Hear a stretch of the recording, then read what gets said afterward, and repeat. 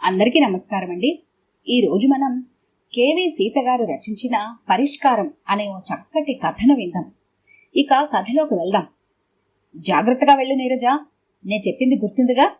ఇక్కడ బానే చూసుకుంటాను. ఎప్పటికప్పుడు నీకు ఫోన్ చేస్తూ ఉంటాను, సరేనా? ట్రైన్ కదలబోతుండగా నీరజతో మరోసారి చెప్పింది గీత. నువ్విక్కడుండగా నాకేం దిగులు గీత? అమ్మతో చెప్పాను ఏం కావాలన్నా నిన్ను అడగమని. అది సరే, మన పందెం గుర్తుందిగా? నేనిప్పుడు నీరజని, నువ్వు గీతవి. నవ్వుతూ తుల్లుతూ ఉండాలి నాలా. అన్ని టెన్షన్లు మర్చిపోయి హాయిగా ఎంజాయ్ చెయ్యి. మరి నేను దిగుతున్నాను, బాయ్. గేటు దగ్గర నిలబడి గీత కనుమరుగయ్యేదాకా చూసి కంపార్ట్మెంట్ లోనికొచ్చింది నీరజ, గీత మాటలు మననం చేసుకుంటూ. మన పందెం గుర్తుందిగా? నవ్వొచ్చింది తనకి. సరిగ్గా వారం రోజుల క్రితం జరిగింది గుర్తుకొచ్చింది. ఎప్పుడూ నవ్వుతూ సరదాగా ఉంటుంది Geetha. I don't like heavy faces, heavy dialogues. కాస్త నవ్వుతూ ఉండవే బాబు నాలా అంటూ ఉంటుంది.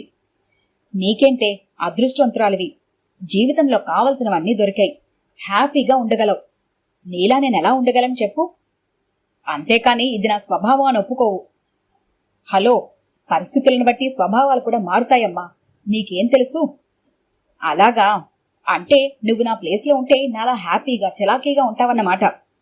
నేను కాని నీ పరిస్థితిలో ఉంటే నీలా హెవీ డైలాగ్స్ చెప్తూ భూభారమంతా మోస్తున్నట్టు కనిపిస్తానంటావా? దరిదాపుగా అంతే. ష్యూర్? ఎస్. సరే, క్యారెక్టర్స్ మార్చుకుందామా? నేను నీరజని, నువ్విప్పుడు గీతవి. ఇంకా చెప్పాలంటే 3 ఏళ్ల క్రితం పెళ్లి కాకముందు హాస్టల్లో ఉండే గీతవి. బావుంది. అయితే నేనిప్పుడు హాస్టల్లో ఉండాలా? ఎలాగూ ఉండాలి కదా. 2 నెలలు డెప్యుటేషన్ మీద బెంగళూరు వెళ్ళబోతున్నావుగా. ఆ నెల రోజులైనా చీకు చింత లేకుండా హాయిగా నాలా ఉండు. ఇక్కడ నేను నీ బాధ్యతలని మోస్తూ మీ వాళ్ళనందరినీ ఎలా దారికి తెస్తానో చూడు. నన్ను నమ్మితే నాతో పందెం కాయి. నిన్నుగాక ఇంకెవరిని నమ్ముతాను నేను?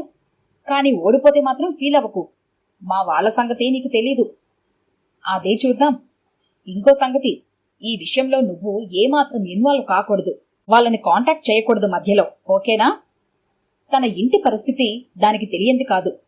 సంసారాన్ని మొయ్యలేక ఇల్లుదిరి వెళ్లిపోయిన తండ్రి, ఏ బాధ్యత పట్టకుండా పైలా పచ్చీసుగా తిరిగే పెద్ద తమ్ముడు, కాబోయే భర్త కోసం కలల ప్రపంచంలో విహరించే చెల్లెలు, చిన్నప్పుడు పోలియో వచ్చి ఒక కాలు చచ్చుపడిపోయిన చిన్న చెల్లెలు, ఇంకా హైస్కూల్లో చదువు కూడా పూర్తి కాని చిన్న తమ్ముడు. వీళ్ళందర్నీ చూస్తూ ఈ సంసారాన్నెలా ఏదనరా దేవుడా అంటూ రోజుకొకసారైనా గుండె బాదుకునే తల్లి. ఇది తన కుటుంబం. అంతులేని కథలాంటి జీవితం తనది. ఈ బాధ్యతలు తీరేవి కావు. దాని పిచ్చి కాని అది మాత్రం ఏం చేయగలదు? విరక్తిగా అనుకుంది. ఏమైనా తన కోసం ప్రాణాలిచ్చే స్నేహితురాలుంది, అది చాలు. అయితే నేనేమీ కానా? సురేష్ ప్రశ్నించినట్టయింది. నీతో జీవితాన్నే కాదు, బాధ్యతల్ని కూడా పంచుకుంటా నీరజ. ఎన్నోసార్లు భరోసా ఇచ్చాడు సురేష్. కాని తనే ధైర్యం చేయలేకపోతోంది. చల్లగాలి రివ్వున కొడుతోంది. కిటికీ మూసి సూట్ కేసులోంచి దుప్పటి తీసి భర్త మీద పరుచుకుంది నీరజ. మెల్లగా కళ్ళు మూసుకుంది. ఇప్పుడైనా నీ గురించి నువ్వు ఆలోచించు నీరజ. నీ జీవితం గురించి, నీతో కలిసి నడవాలనుకునే సురేష్ గురించి. గీత మాటలు చెవిలో రింగుమంటుంటే నెమ్మదిగా నిద్రలోకి జారుకుంది. 2 రోజుల తర్వాత గీత ఆఫీస్లో ఉండగా సెల్ ఫోన్ రింగ్ అయింది. నీరజ చెల్లెలు గిరిజ. అక్క, నువ్వు అర్జెంటుగా రావాలి. దాని స్వరంలో ఆందోళన. అంతా ఇక్కడికొచ్చాక చెబుతా. సరే, వస్తున్నా. ఆఫీస్కి సెలవు పెట్టి వెళ్ళింది గీత. గీతని చూడగానే బావురు మంది నీరజ తల్లి సుభద్రమ్మ. చూసావా అమ్మా ఎంత పని చేసిందో? మడత పెట్టిన కాగితం చేతిలో పెట్టింది. విప్పి చదివింది గీత. అమ్మా, నన్ను క్షమించు. నేను సురేష్ని రిజిస్టర్ మ్యారేజ్ చేసుకున్నాను. ఈ మాట నీతో చెప్పే ధైర్యం లేక ఇలా ఉత్తరం రాస్తున్నాను. నేను బెంగళూరు వెళ్ళింది సురేష్ కోసం. అక్కడే నాకు ఉద్యోగం దొరికింది. ఇంటి ఖర్చుల కోసం ప్రతి నెల డబ్బు పంపిస్తాను. ఈ విషయంలో దిగులు పడద్దు. నీరజ. వెళ్లేటప్పుడు అన్ని అప్పగిత్తలు పెడుతుంటే ఏమో అనుకున్నానమ్మా. ఇలా అన్యాయం చేస్తుందనుకోలేదు. అయ్యో, ఎంత పని చేసిందాంటీ. సురేష్ని ప్రేమిస్తోందని తెలుసు కాని ఇలా తొందరపడుతుందనుకోలేదు. నాకు కూడా చెప్పకుండా నిర్ణయం తీసేసుకుంది. రేపటి నుంచి మేమెలా బతకాలి తల్లి? దాని దారి అది చూసుకుంది. మీరలా కంగారు పడకండి ఆంటీ. నేనెలాగైనా నీరజ్ అడ్రస్ పట్టుకుంటాను. ధైర్యంగా ఉండండి. ఆవిడ చేతులు పట్టుకుని కూర్చోబెట్టింది. విషయం గట్టిగా మాట్లాడి రచ్చ చేయకండి. నీరజ ఆఫీస్ పని మీద వెళ్ళిందని అందరూ అనుకోవాలి. తర్వాత ఏం చేయాలో నెమ్మదిగా ఆలోచిద్దాం.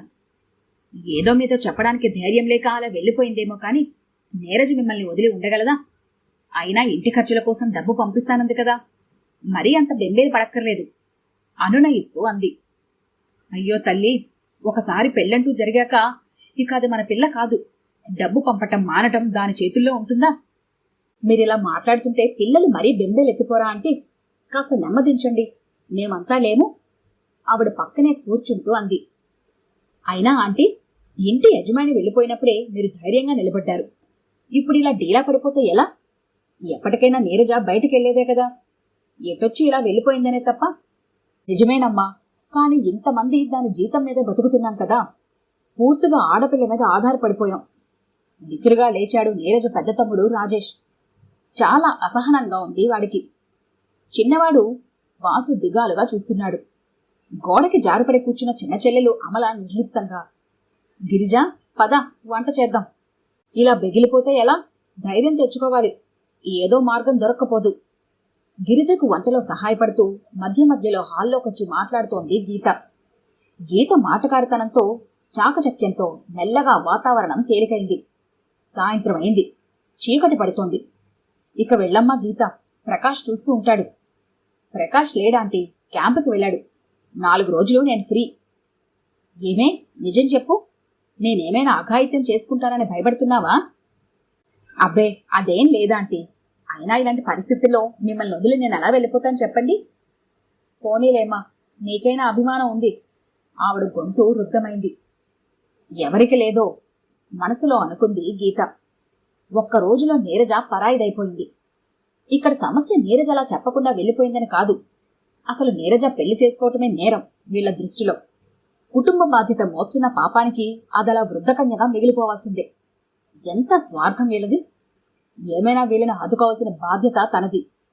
ఇంటికెళ్లి బ్యాగ్లో తన బట్టలు సామాన్లు తెచ్చుకుంది గీత. 2 రోజులు అక్కడే ఉంది. గీత పక్కనుండటంతో కాస్త ధైర్యంగా ఉంది వాళ్లకి. మెల్లమెల్లగా అందరూ తేరుకుంటున్నారు. కాని అందరి మనసుల్లో ఒకటే దిగులు, ముందు ముందెలా జరుగుతుంది అని. గిరిజ చేసిచ్చిన టిఫిన్ తిని ఆఫీస్కి వెళ్లడానికి తయారవుతుంది గీత. అక్క వెనక్కి తిరిగింది. క్రచెస్ సాయంతో మెల్లగా నడుస్తూ వస్తోంది అమల. ఇది చూడు, ఒక పేపర్ కటింగ్ ఇచ్చింది. న్యూస్ పేపర్లోంచి కట్ చేసిన యాడ్ అది. చదివింది గీత. ఇంటి దగ్గరే ఉండి అగరబత్తీలు ప్యాక్ చేసి సంపాదించండి అని రాసింది. రోజంతా ఊరికే కూర్చుంటే నాకేం తోచడం లేదక్కా. ఇది సులువుగా చేసే పనే కదా, నేను కూడా కొంచెం సంపాదించి ఇంటి ఖర్చులకి సాయపడతానక్కా. అమల వైపే చూస్తోంది గీత. అన్ని అవయవాలు సవ్యంగా ఉన్నవాళ్లందరూ ఎవరు పోషిస్తారని ఎదురు చూస్తుంటే కాలు సహకరించకపోయినా ధైర్యంగా నిలబడాలని ఎంత తాపత్రయం! గీత కళ్ళు చెమర్చాయి. ప్లీజ్ అక్కా, ఈ సహాయం చేయవు? తప్పకుండా చేస్తానమ్మా, ఆప్యాయంగా అంది. ఇదే కాదు, నువ్వు చేయగలిగినవి చాలా ఉన్నాయి. నేను ట్రైనింగ్ ఇప్పిస్తాను. నువ్వు చక్కగా సంపాదించుకొని దర్జాగా బ్రతకగలవు. అమల ముఖంలో వెలుగు. తనను చూసి జాలిపడ్డవాళ్లే తప్ప ఇలా ఉత్సాహపరిచేవాళ్లు, ప్రోత్సహించిన వాళ్లు ఎవరూ లేరు. మరైతే రేపటి నుంచి నేర్పిస్తావా? ఆశగా అడిగింది. ఈ రోజు నుండి ఆ పని మీద ఉంటా, ఓకేనా? బావుందమ్మా. చివరికి అవిటిదాని చేత పని చేయించాలా? అలా అవిటిది అనద్దు ఆంటీ. దానికో ఉపాధి చూపిస్తే ఎవరికీ భారం కాకుండా స్వతంత్రంగా బ్రతుకుతుంది కదా. అయినా ఇన్నాళ్ళు అదెలా బ్రతుకుతుందో అనేగా మీరు బాధపడేవారు. ఎలా బతకొచ్చో అదే నిర్ణయించుకుంది. మీకెవరికి రాని ఆలోచన దానికొచ్చింది. దాన్ని డిస్కరేజ్ చేయకండి. ఒక వ్యాపకం దొరికితే దాని బాధంతా మర్చిపోయి సంతోషంగా బ్రతుకుతుంది. సుభద్రమ్మ ఇంకేం మాట్లాడలేదు. ఇలా 4 గోడల మధ్య కూర్చునే ఈ విధంగా ఆలోచించింది. దీనికి బయట ప్రపంచాన్ని చూపిస్తే ఎన్ని అద్భుతాలు చేస్తుందో. మీకు తెలుసా ఆంటీ, ఈ రోజుల్లో అంగవైకల్యం ఉన్న వాళ్ళు కూడా ఉద్యోగాలు చేస్తున్నారు, వ్యాపారాలు చేస్తున్నారు. ఎవరి ఆధారం లేకుండా హాయిగా బతుకుతున్నారు. గీత మాట్లాడుతుంటే అలా వింటోంది సుభద్రమ్మ. ఆవిడికి అలాంటివి తెలీదు. అవిటి వాళ్లంటే జీవితాంతం శాపగ్రస్తులా ఉండటమే అనుకుంది తప్ప వాళ్లకి అందరిలో అవకాశాలున్నాయని, స్వతంత్రంగా బ్రతకగలరని అనుకోలేదు. ఆ మాటే అంది గీతతో. దానికో ఆధారం దొరుకుతుందంటే అంతకన్నా ఏం కావాలమ్మా? అలాగే కాని, నీ మాటెందుకు కాదనడం? ఓ పక్క అగరబత్తీలు ప్యాకింగ్ చేస్తూనే కొవ్వొత్తులు తయారీ కూడా చేయటం నేర్చుకుంది అమల. వాసు కూడా సాయంత్రం స్కూల్ నుండి రాగానే అమలకు సాయం చేస్తున్నాడు. అగరబత్తి ప్యాకెట్ డిస్ట్రిబ్యూటర్ వచ్చి తీసుకెళ్తున్నాడు. క్యాండిల్స్ కి కావాల్సిన ముడిసరుకు తీసుకురావడం, తయారైన ప్రొడక్ట్స్ మార్కెట్ కు తీసుకెళ్లడం వాసు పని. 4 డబ్బులు కళ్ళబడటంతో వాళ్ళకి చాలా ఉత్సాహంగా ఉంది. ముఖ్యంగా ఎప్పుడూ స్తబ్దుగా నిర్లిప్తంగా ఉండే అమల చలాకీగా తయారైంది. అంతా గమనిస్తోంది సుభద్రమ్మ. అయితే అమ్మాయి, ఇంకా ఇంట్లో కూర్చొని కూడా చిన్న చిన్న వ్యాపారాలు చెయ్యొచ్చన్నమాట. బేషుగ్గా చెయ్యొచ్చాంటీ. చెయ్యాలే కాని బోలెడంత ఉపాధి మార్గాలున్నాయి. దీర్ఘంగా నిట్టూరుస్తూ అంది. అయినా నాలాంటి దానికేం చేతనవుతుందిలే, ఏదో ఇంత వండి వేయటం తప్ప. గీతకి అర్థమవుతోంది. ఆవిడికి కూడా ఏదైనా చేసి డబ్బు సంపాదించాలి అని ఉంది. చెప్పటానికి తటపటాయిస్తోంది. ఎందుకు చేయలేరా ఆంటీ? ఫుడ్ ప్రొడక్ట్స్ కి గిరాకీ ఎక్కువ. పాప్కార్న్, కార్న్ ఫ్లాక్స్ లాంటివైతే చాలా ఈజీగా తయారు చేయొచ్చు. హాట్ గా అమ్ముడిపోతాయి. ఆ పాటి భరోసా చాలు. ఆవిడ కూడా రంగంలోకి దిగిపోయింది. గీత చొరవతో మార్కెటింగ్ సులువయింది. చేసిన కష్టానికి ప్రతిఫలం కనిపిస్తుంటే ఆవిడలో ఎక్కడలేని ఓపిక, ఉత్సాహం పొంగికొచ్చాయి. తను కూడా సంపాదించగలదు. ఇలాంటి అవకాశాలు ముందే వచ్చుంటే నీరజ మీద పూర్తిగా ఆధారపడిపోయేవాళ్లం కాదు కదా అనుకుంది. ఏనాడు ఈ కోణంలో ఆలోచించలేదు. నీరజని సెంటిమెంట్తో కట్టిపడేయాలి అనుకుందే తప్ప ఓ ఇంటిదాన్ని చేయాలన్న ఆలోచనే రాలేదు. ఎంతసేపు నీరజ బయటకెళ్లిపోతే ఎలా అన్న భయమే. మొదటిసారి పశ్చాత్తాపం కలిగింది ఆవిడిలో. గిరిజ తన కలల ప్రపంచం వదిలి మెల్లగా ఇళ్లలోకి వస్తోంది. ఇన్నాళ్లు ఎంత వ్యర్థంగా గడిపిందో అర్థమవుతోంది. చిన్నవాళ్ళిద్దరూ ధైర్యంగా ఇంటి బాధ్యతల్లో పాల్పంచుకుంటుంటే ఇలా కూర్చోవడం గిల్టీగా ఉంది. ఒకప్పుడు తన అందచందాలు మెరుగులు దిద్దుకోవడం కోసం నేర్చుకున్న బ్యూటీషియన్ కోర్స్ ఇప్పుడు అక్కరకొచ్చింది. ఒక బ్యూటీషియన్ దగ్గర అసిస్టెంట్ గా చేరింది. 1-2 ఏళ్లు కష్టపడితే తను కూడా ఒక బ్యూటీ పార్లర్ పెట్టుకోవచ్చు. ఎవరి ఆధారం అక్కర్లేదు మనసులోనే అనుకుంది. రాజేష్ పరిస్థితి మరీ ఇరకాటంగా ఉంది. ఇంట్లో ఒకదాని వెనకొకటి జరుగుతున్న సంఘటనలు దిమ్మెరపోయేలా చేస్తున్నాయి. నీరజ తర్వాత పెద్దవాడు తనే. కుటుంబ బాధ్యతలు మోసే అంత సీను తనకెలాగూ లేదు. తనే ఒక బరువయ్యాడు ఇంట్లో. చిన్నవాళ్లైన చెల్లెలు, తమ్ముడు, చివరకు వృద్ధురాలైన తల్లి అందరూ కష్టపడి సంపాదిస్తుంటే తినే అర్హత తనకెక్కడుంది? ఇంట్లో ఉండలేడు. అలా అని బయటకెళ్లి బతకలేడు. తన మీద తనకే అసహ్యం వేస్తోంది. చిన్న చిన్న ఉద్యోగ అవకాశాలెన్నో జారవిడుచుకున్నాడు చేతులారా. ఒరే, నీలాంటి పర్సనాలిటీ, మాటకార్తనం ఉన్నవాడు బిజినెస్ లో బాగా రాణిస్తారని ఫ్రెండ్స్ అంటూ ఉంటారు. తనకున్న ఆ ఒక్క ప్లస్ పాయింట్ ని ఉపయోగించుకోవాలి. ఎలాగైతేనే తిరిగి ఒక కంపెనీలో సేల్స్ రిప్రజెంటేటివ్ గా ఉద్యోగం సంపాదించాడు. జీతం ప్లస్ కమిషన్. కష్టపడితే ఫ్యూచర్ ఉంటుంది. ఆఫీసర్ అన్నాడు. తప్పకుండా కష్టపడతాను. నేను మునుపటి రాజేష్ని కాను మనసులోనే అనుకున్నాడు. స్వీట్స్ కొని ఇంటికి తీసుకెళ్లాడు. సుభద్రమ్మ ఆనందానికి అంతులేదు. ఎందుకు పనికిరాడు అనుకున్న కొడుకిలా దారికి రావడంతో పుత్రోత్సాహం వెల్లిబికింది మొదటిసారిగా. గిరిజా, వెంటనే గీతని రమ్మను, మాట్లాడాలి. గుమ్మంలో నిలబడి అలా చూస్తోంది గీత. ఇంట్లో ఒక పండుగ వాతావరణం కనిపిస్తోంది. సరిగ్గా 25 రోజుల క్రితం విచారం నిండని ఇంట్లో ఆనందం తాండవిస్తుంది. ఇంతలో ఎన్ని మార్పులు! గీతకొచ్చింది. వాసు అరిచాడు. స్వీట్స్ పట్టుకొచ్చింది సుభద్రమ్మ. ఒక స్వీట్ తీసి గీత నోట్లో పెట్టింది అమల. కడుపు నిండిపోయింది గీతకి. ఇప్పుడు గాని నీరజ ఉంటే ఎంతో సంతోషించేదో కదా. ఇంతలో సుభద్రమ్మ అంది. చూడమ్మా గీత, నువ్వేం చేస్తావో తెలీదు. ఎలాగైనా నీరజకి కబురు పంపించు. జరిగిందేదో జరిగిపోయింది. ఇది మంచికే జరిగింది. ఇక మా కుటుంబానికి ఏం లోటు లేదు. మా బతుకు మేం బతకగలం. అది మాకు డబ్బులు పంపించక్కర్లేదు. అది ఎక్కడున్నా సుఖంగా ఉంటే చాలు. నా మాట చెప్పి కబురు పెట్టి తల్లి. గీత 2 చేతులు పట్టుకుంది. అలాగే ఆంటీ, ఈరోజే నీరజ్ని కాంటాక్ట్ చేస్తాను. అక్కాబావలకి మంచి రిసెప్షన్ అరేంజ్ చేయాలి. రాజేష్ అంటున్నాడు. Success Neeraja, grand success. మీ ఇంట్లో ఎలా నవ్వులు విరిగిస్తున్నాయో చూడు. వాళ్ళందరిలో ఆత్మవిశ్వాసం చూడు. నీ చెల్లెళ్ళు, తమ్ముళ్ళు అందరూ నువ్వు గర్వపడేలా తయారయ్యారు తెలుసా?